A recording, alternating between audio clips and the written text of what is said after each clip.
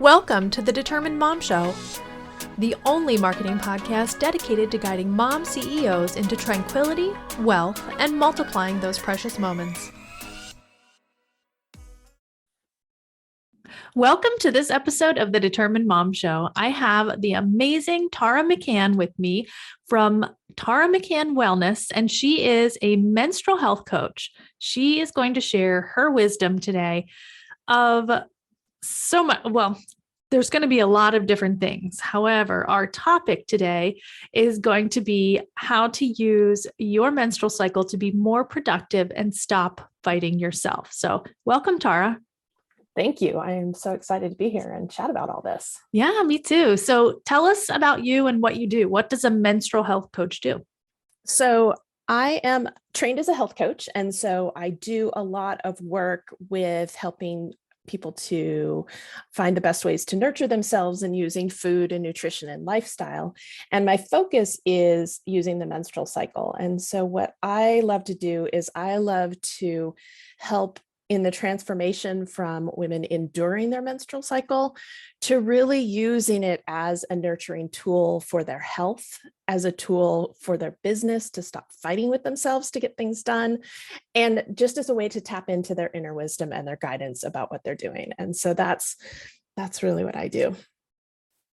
That's awesome. I love how you said going from enduring to using it as a tool. That's incredibly powerful if we could all do that. I think that's amazing.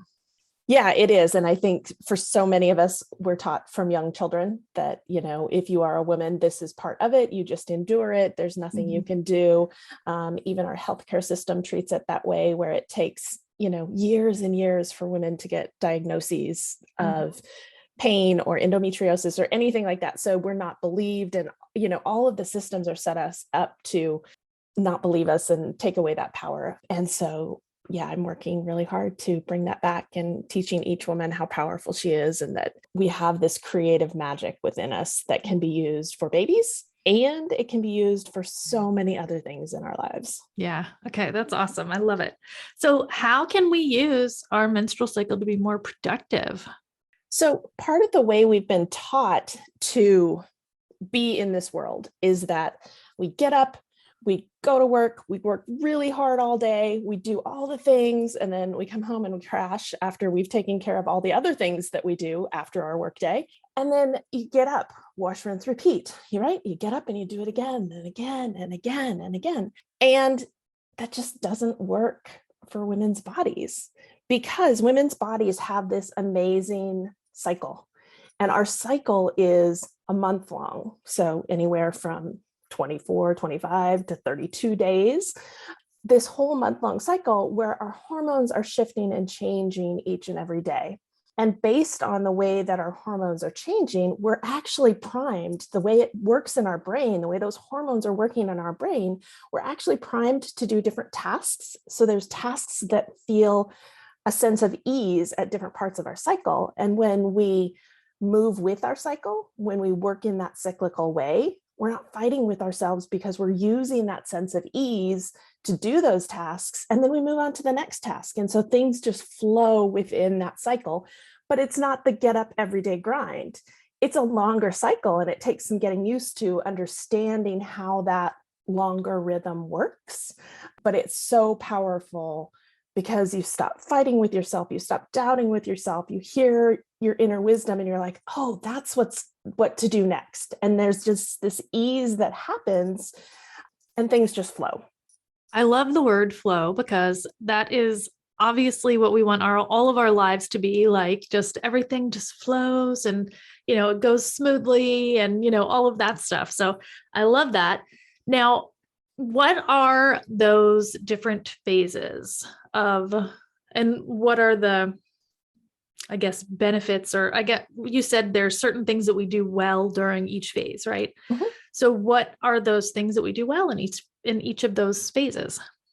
Yes. So the way that I break down the cycle and the way I understand the cycle is I break it down into 4 phases, which I also talk about as 4 seasons, because sometimes that, the metaphor of the seasons can be really helpful for us. When we think about day 1 of our cycle is the first day of our bleed. And so that is that first menstrual phase, that 5 to 7 days when we're bleeding. Our hormones that are moving throughout the whole month are really actually fairly low at this time. And that's what has initiated the bleed. And that is part of the process of our body shifting to a new cycle. And so during this time in our cycle, it's a really great time to rest. This is a really wonderful time to rest our bodies and allow ourselves to rest and create space to rest. Because the way that the hormones at that low levels work in our brain, our right side of our brain and our left side of our brain work together really well, so we can hear both sides. It's a wonderful time to do kind of evaluation of what happened last month. So you can look at it from a very critical side and be like, oh, what didn't work? But also from an intuitive side and set new intentions for what you want the next month to be like. But that takes quiet and that takes stepping back. And so in this time, what we really want to do is create that space where we can step back and really hear that intuition. So that's the first phase. And probably we will also have to avoid our kids for that week. No, I'm just kidding. Yes, I recommend avoiding rent a hotel room for 5 to 7 days every month. No, I'm just kidding. Well, wouldn't it be wonderful if we could? Yeah, exactly. And how can we create a little bit more space? Mm-hmm. And our bodies really do respond to small shifts and changes and the intention behind them. So even if it's a half an hour, or maybe you get to carve out 2 hours to like go take a nap and sleep and cuddle up under a blanket with your hot water bottle, our bodies really do respond to that. And so just trying to figure out how to carve out that time. We'll talk about that when we get to the phase right before it, as we're moving through the cycle, about how we set up our systems so that we can do that. Awesome. But so we're in the menstrual phase right now, which is like our inner winter. So that's like wintertime, quiet, things are happening underneath, right? Our intuition is working. We're doing that evaluation. It's like all the things that happen under the snow that you don't see, but are incredibly important for that new growth cycle. So as we move into spring, into the follicular phase, so that is when the egg is starting to mature and grow and get ready to ovulate. Thinking about this as spring and the new shoots coming up and things like that. This is really a time for creativity and playfulness and just kind of like playing with your ideas and coming up with new ideas. And so brainstorming is really great during this time. Not necessarily all the details, like it's really big picture kind of playing with the ideas that you've got. This is also a time when writing can be easier. So if you write a newsletter, if you write a blog, or do any kind of writing for your work, this can be a time when your written words just kind of flow more easily. So thinking about how can I use this time to batch some content if you're a content writer, or to, take care of that big project that has all that writing that you need to do. This can be a really wonderful time to take advantage of that piece of it. And so just like in spring, our energy is starting to grow during this time. And what I've noticed in working with lots of women is that when they start to take that time of rest during menstruation, during their bleed, and then they move into this springtime when they feel their energy come back, they're like, nope, gotta go, right out the gate. And they're just like moving fast because they feel guilty that they rested. They feel behind. And so they're like, nope, gotta go. And then they burn out really fast. Yeah. Because springtime, if you think about it, you don't want to blast those brand new shoots with August sun, right? Right. That'll just fry things. And so really moving slowly through this follicular phase is a big lesson that women are learning when they're tracking with me, is that, okay, I feel this energy coming. I feel this energy building. And I need to be mindful of that. And I need to cherish that energy and still try as I can to stay connected to that inner wisdom and that really deep connection to yourself that you created. So there's a balance and it's that flow, it's that movement and not all or nothing. Yeah. I love that. So that's the inner spring and the follicular phase. And then moving next to ovulation, which is the time when the egg is released. And so the egg is released and then it lives and is viable for about 12 to 24 hours. But the phase of ovulation, that time around ovulation, is when our estrogen is highest and our testosterone is peaking. And so we have a lot of energy during this time. And so this is really a time when we can put ourselves out in the world with more ease. So doing a podcast or a project at work or a presentation at work, or if you're going to ask for a raise or something like that, or if you need to have a conversation with your partner, this is a great time to have those conversations, because the way that our hormones are balanced, we are very open to other people's ideas, but we're also very receptive, and our verbal skills are really good and received well during this time. Mm-hmm. So taking advantage of that, doing your live videos around the time of ovulation, or scheduling things specifically where you're going to be up on a stage or out in the world during this time, can be really, there's just that sense of ease with them during this time. I love that. And I wonder, you're making me crack up inside when I'm thinking these things.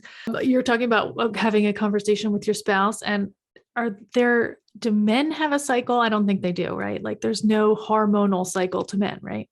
There is, it's just different. So men's testosterone, it moves in a very similar pattern to our cortisol waking response. So our cortisol wakes us up in the morning, goes high in the morning, and then gradually throughout the day goes down so that we can go to sleep at night. And so that's a typical cortisol response, which not all of us have, because sometimes we peak at night and then get a second wind, which is disruptive in lots of different ways. But so men's testosterone does a similar type thing. It rises in the morning and then decreases throughout the day. So when we think about that kind of culture that we've all grown up in, that get up, go to work, do your work, go home, go to sleep, it's more based on that cyclical rhythm, that 24-hour cycle of cortisol and of testosterone, and not that longer space that we're in. Okay, that's interesting. I just was curious about that when you were talking about having a conversation with your spouse. I'm like, when would be a good, and then I'm like, okay, so it's only once a month for women, and then like any time is fine for men. Once a month, but there's like 4 or 5 days there that you're open and receptive to conversation. And, with men, maybe not at the peak of their testosterone, maybe later in the day, afternoon, when you can get their focus still, they're not so tired, their cortisol and their testosterone are still in a space where their brain is firing. They're not so exhausted from their day, but maybe not at the peak of testosterone when they're, or cortisol, when they're like driven to get tasks done. Yeah. That's awesome. Okay. That was just a totally random aside. So no, it's a great question, because I do get that question quite a bit. Like, okay, so if I'm going to have a talk with my partner, do that? Or with your kids, or with anyone, so it's just good to have that information. Awesome. So as we move out of ovulation, after the egg has been released, the hormone that comes in after ovulation is progesterone, and that's our main hormone for the second. It's about 2 weeks, that very last phase called the luteal phase. It's 12 to 14 days, and it depends on each person. Each person has their own time frame, but generally 12 to 14 days. So that first 5 or 6 of those days is usually really high energy. You may still feel a lot of that kind of inner summer, being out in the world, like all of that energy. And with progesterone, you also get a lot of like get things done, check things off the list movement during that time. So it's a great time to like think about detail work that you have to do. If you have to do like accounting work where it's very detail focused, all of those big plans you made in the follicular phase, like bringing them into the luteal phase and being like, okay, let's fill out all the details of the way I want to present this to the world. So thinking of it as a season, this is like early fall. So thinking about, you still have the bright sunshine of summertime, but you're starting to move towards winter. And so starting to think about, how do we get ready for our next bleed? How do we start moving towards that time where we we're wanting to take a step back from the outside world because our energy is starting to be more internally focused. So around ovulation, like our energy and our thoughts are more outside in the world. And then at menstruation, we're internally focused. So we're moving towards that internal focus. So thinking about using that energy of getting stuff done to maybe do some meal planning or meal prep so that you have things in the freezer so that you don't necessarily have to cook while you're bleeding, or, lining up childcare so that you can have that 2-hour time to lay down with your blanket and hot water bottle and take a step back from those types of things, or having a conversation with your partner about, can you take the kids to the zoo or someplace so that I can have this time? And so this getting ready for winter as that luteal phase progresses is really about preparation and creating the support structure that you need to be able to do that for yourself. When we also think about that late luteal phase, that second week, that second 6 or 7 days, we think of PMS. And so that's kind of what that's known for, right? And so how do we flow through that piece of it as well? Part of that is understanding what your hormones are doing and understanding how to support your hormones as your progesterone decreases, as your estrogen starts to decrease, and noticing what you need and noticing how to get more rest or how to take some more time for yourself. And one of the shifts that I try to bring to the groups that I work with is a lot of the information that comes up for us in that late luteal phase, the irritation at the socks on the floor, or that one person who always says that one thing all the time, or that one person who did something and why won't they stop doing that? All of those things that get brought up to the surface during that time. It's really information for us to notice what's underneath that, because maybe there's a boundary that got crossed. Maybe there's another conversation that needs to be had, and we can take all of that information that we're getting in that late luteal phase, take it into our quiet inner winter, our time of connection with our inner wisdom, and think about, okay, so this person always does the same thing. What is the conversation I need to have with them? And what is the boundary I need to set with them? And in 2 weeks when I'm ovulating, how do I have that conversation? But really tapping into your wisdom about what it is that is so frustrating or irritating. I mean, because those emotions come really close to the surface, right? Especially during that time. So most of the time we're like, we can kind of like keep this veil in front of us, like, okay, yeah, okay, I feel that, but it's okay. But during that time, the way that our hormones are set up, it's just closer to the surface. And sometimes it bursts through. And part of that is us standing in our own power. And sometimes maybe that bursts through in not the most receptive way. Yeah. Like it may not be heard in that moment, but if you can use that information in your cycle and then find another time to have that conversation, then that can be a really productive way to move through. Okay, that's interesting. And it kind of makes sense because it's like you're kind of short-tempered. At least I know I get like short-tempered and impatient and all of the things that, lead to grumpiness and yelling at kids and all of that fun stuff. Yeah, so that makes complete sense that it would happen during that phase. Yeah, and it's also our body's like call to rest more.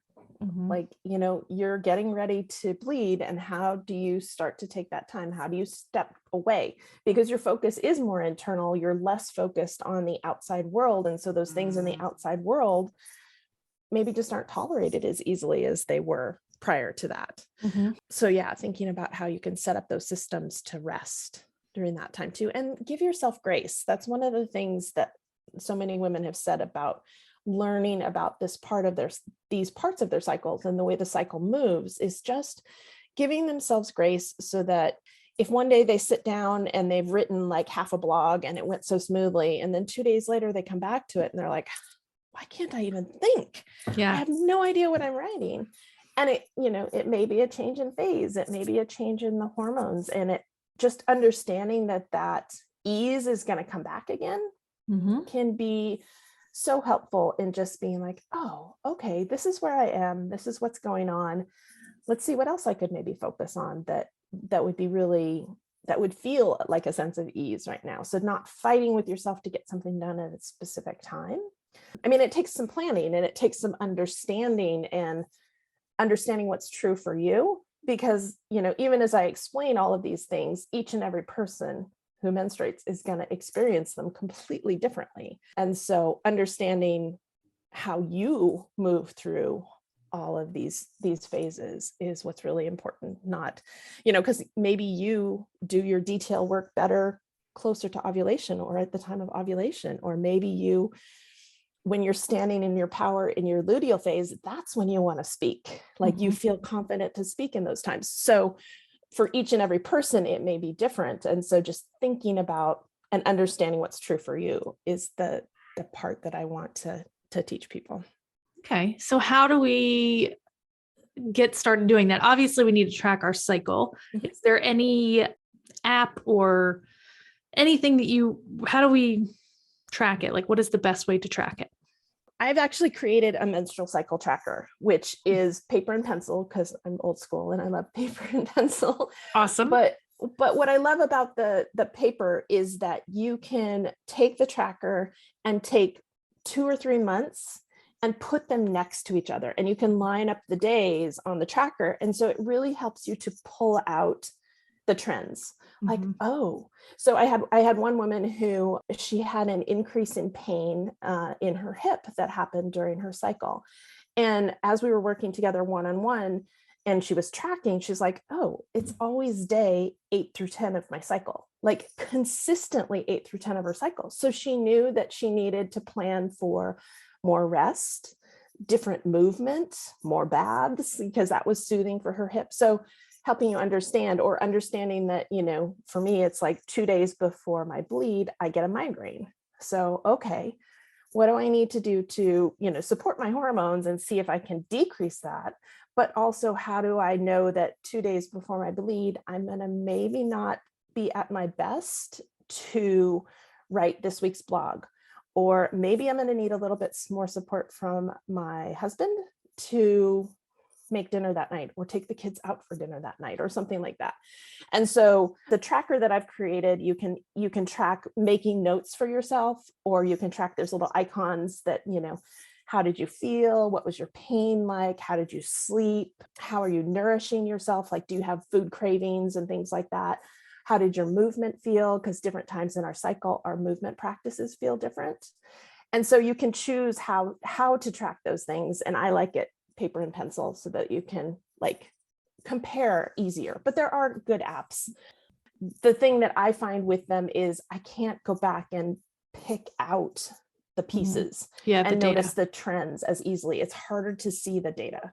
Yeah. So that's why I like the paper one. But so yeah, that's available on my website, that people can download that tracker if that's something they want, or just noticing. I think any way you do it, like if you have a calendar, just make a couple notes on your calendar, whatever calendar you use, if it's paper and pencil, or if it's in, you know, whatever platform you're using on your computer. I think the important thing is to just have that time that you check in with yourself every day and just start to notice how you're feeling each day, and not necessarily tracking all the things. Like for one person, it might be, how is my sleep impacted by these hormonal shifts? Or how is my writing impacted by these hormonal shifts?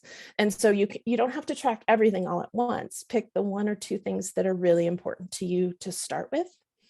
And then as you learn those things after 3 or 4 or 6 cycles and learn what that trend is in those important pieces, then you can add another layer in, and it becomes intuitive. It becomes something that you just live, and not something that you're like, oh, it has to be this on this day. You know, it's just that sense and that feeling of understanding what's going on in your body. Yeah, I love that. You must be very in tune after teaching teaching everyone else to do this. You know, like, yeah, that's awesome that you're probably very, you know, into your own cycle and understand it. And I think that's amazing. Oh, thank you. I do. And someone asked me this, they're like, well, how do you track? I was like, well, I don't track as much as I used to. Mhm. I like when I started tracking, like my first introduction was for fertility. And so I was tracking my ovulation, I was tracking my daily temperature changes. I was, all the things really detailed for a long time. And then I used it after my kids were little and those types of things. So I've used it in different ways. And now I know where I am. I know what day I'm on generally, Yeah. or I have it written down, but I'm not as precise about it. But Mhm. had I not been as precise, then it would not have become this intuitive practice. And Yeah. so it can become a practice for you, and you get to make it true for you as you move through it. But I think having some structure to start with, having some accountability, having some other people around to help you out can be a really great way, because I know that a lot of women have come to me and said, I love this idea. It's so amazing. And then they'll come back a month later and we're like, well, I tracked for a couple of days, but then it kind of fell off because it's something new and it's a new habit and it's a new way of thinking about things. So Mhm. finding some support can be really helpful. I love that. Awesome. So this all sounds very doable. First of all, it doesn't sound like it's very hard. Just track and pay attention to how you're feeling. That's basically what you can do in order to stop fighting yourself, right? Like stop getting in your own way and be more productive and all of those things. So I truly appreciate you sharing all of this information with us. Where is the best place for everyone to find you online? There's probably two spots. So I'm pretty active on Instagram. Okay. On Instagram, you can find me at Tara McCann Wellness. And so there's lots of things going on there. And then the other space would be my website. There's so much information on my website, and I have a blog, and that's taramccannwellness.com. And that's where you can download the free tracker too, so that you can get yourself started on that. And I have groups and individual coaching and things like that. So I have groups where we track together if that's something of interest to anyone. There's lots of opportunities. Yeah, definitely. And I know I'm in this phase where I don't have any other menstruating women in my house, but I'm about to probably soon. So I know that you have a very interesting course for like pre-teens and teens. Is that right? I do. Yeah. So my signature program is called Tracking with Friends. And so that's the one that I created and developed for women to come together in community and to track their cycle. And that's, 30 days where we're together in that community. I tried to create something like that for teens too, but I found out that teens' schedules are kind of all over the place. And Yeah. so what I've created now is a program that is self-paced, there's 6 modules, and it's really meant for caregivers and teens to take together, whether they watch the videos together or not. Mhm. It gives a jumping off board for all of this information about the seasons and about the hormones and about tracking and how do you track. And so, because so many women I have talked to have been like, why didn't I learn this earlier? Why didn't I learn this as a teenager? Why didn't I Yeah. learn this before I even started bleeding? And so really this course is meant for that. And I really want, mothers and daughters or caregivers and teens in whatever iteration that is, to be able to take this together so they have a common language. They have a common understanding where they can say, I'm day 26, which would be late luteal phase, right? Yeah. Like I'm day 26, which means I need some space. And that's Yeah. all they have to say is I'm day 26, right? Mhm. They don't have to go into this long explanation. So that kind of shorthand give and take, and the grace that appears and the understanding that can happen when we talk about it, and then empowering young people to be powerful in their bodies, to have Yeah. that understanding that they don't have to fight with themselves all the Mhm. time. Yeah.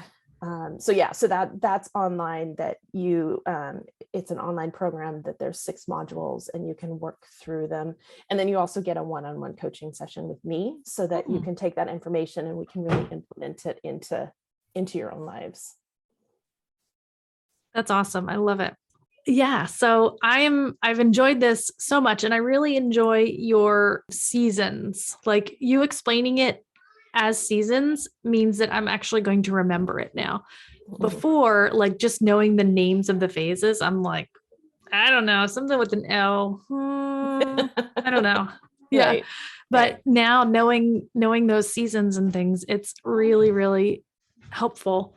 There is. And if you really like the seasons, that I've studied with the women who wrote Wild Power, and the seasons, the inner seasons comes from their work. And so the book Wild Power is an amazing, empowering book about the energetics of the cycle. So that energy shifting, not so much the hormonal piece of it, like the hormonal piece of it is another part, but the way that I have combined them together, the inner season piece of it comes from the work with Wild Power, and the women who wrote that book and created Red School. I love it. I love it. So, well, thank you so much for being here with us and sharing all of your knowledge. And we definitely appreciate you. Thank you. I've enjoyed being here. Thank you for listening to the Determined Mom Show. We appreciate you, and we would love for you to leave us a review on Apple Podcasts. This will help us reach as many other moms as we can. Don't forget to download your 10 things you should be doing to get more clients from Google Search Guide at rebrand.ly/Google 10.